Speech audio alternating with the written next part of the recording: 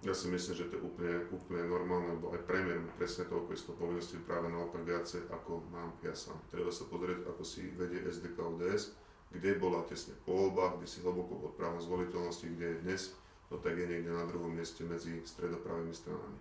Áno, budem kandidovať za župana, hovoril som, že chcem, aby sa sformovala široká stredopravá koalícia, a to nie len v Bratislave, ale aj na celom Slovensku, lebo je úplne zbytočné hovoriť o spolupráci stredopravých strán, keď nedokážeme vstať a jednoducho urobiť takúto spoluprácu aj v rámci župných volieb a dokonca aj v rámci prezidentských volieb. Podľa mňa je to úplná nutnosť.